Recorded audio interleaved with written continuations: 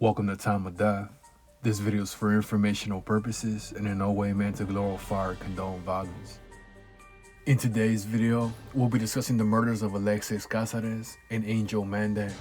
Both died on Sunday, July 4th, 2021, after being shot in the 900 block of Neptune Avenue in Wilmington, according to LA County coroner records. Eric Gonzalez was subsequently arrested and charged with the murders. The following is the evidence at trial. In March 2021, Kathy found a firearm in her daughter's dresser. Upon finding the gun, Kathy called her boyfriend, victim Alexis Cáceres, and asked him to get rid of it. She didn't know how Cáceres disposed of the gun, which belonged to Andy Gaeta. On July 3rd, 2021, Kathy learned that Gaeta had been threatening her daughter once he found out the gun was gone. The daughter told Kathy, "Gaeta won't stop. He's really mad, Mom. He wants the gun." Victim Cáceres overheard this conversation and asked for Gaeta's phone number. Cáceres called Gaeta and identified himself as the young woman's stepdad. Cáceres said Gaeta should not have left the gun with her. It was gone, and Gaeta should consider it lost. Gaeta was not satisfied. He stated that it was not Cáceres' gun to get rid of and that they needed to meet up. Cáceres arranged for them to meet up at his mother's house that evening.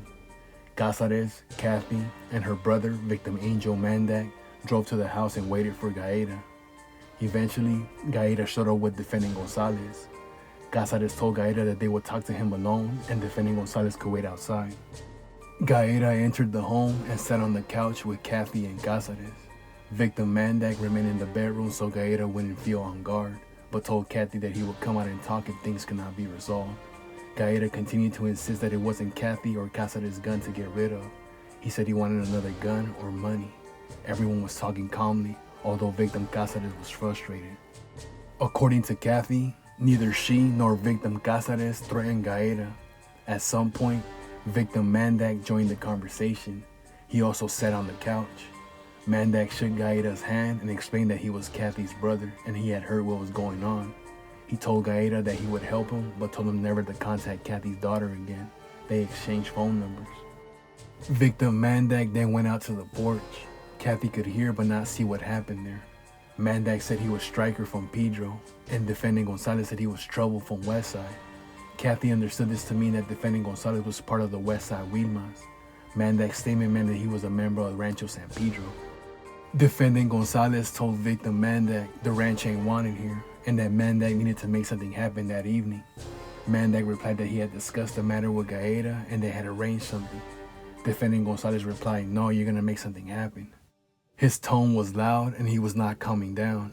According to Kathy, defendant Gonzalez was not trying to be reasonable like Gaeta, but instead repeated, "The ranch ain't wanted here, motherfucker."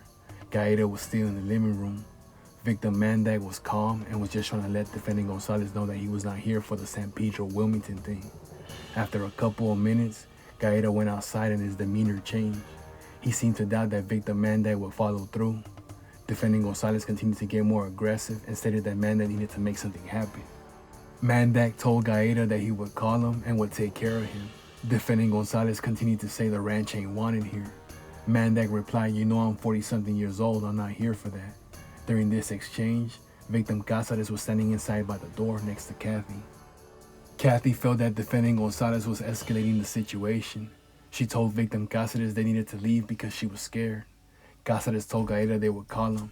It was quiet for a few seconds before Kathy heard gunshots coming from outside the house.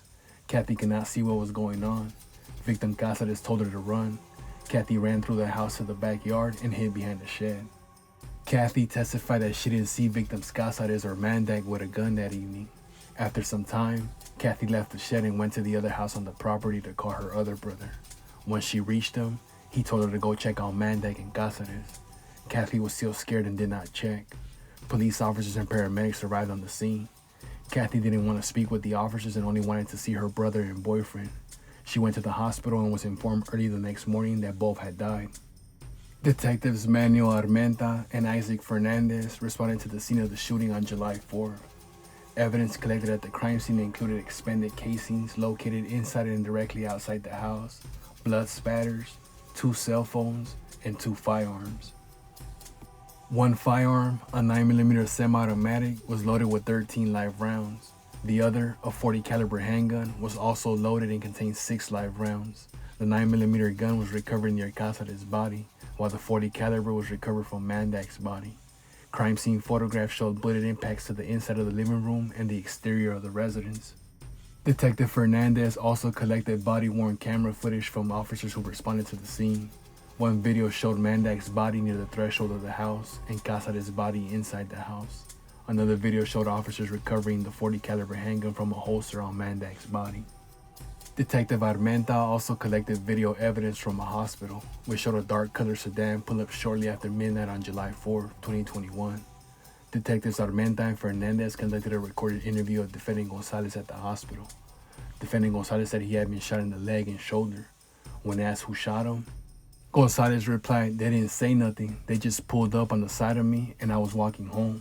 He claimed his assailants were in the white car and that he had been walking home from the house of his friend's mother. Victims Mandak and Cáceres were shot a total of 16 times.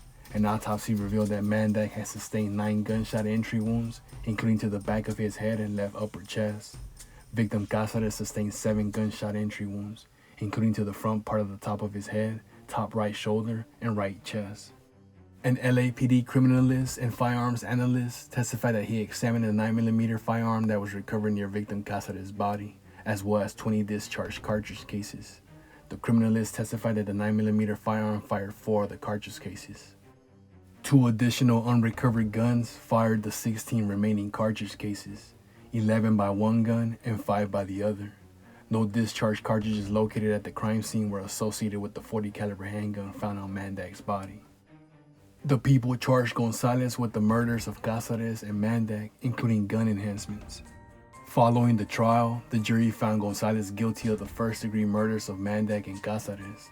As to both counts, the jury also found true the gun allegations. The court sentenced Gonzalez to 25 years to life on count 1, plus 10 years for the firearm enhancement, for a total of 35 years to life. On count 2, the court imposed a concurrent sentence of 25 years to life, plus 10 years for the firearm enhancement. Alexis Cáceres was 40 years old at the time of death. Angel Carlos Mandak was 44 years old at the time of death.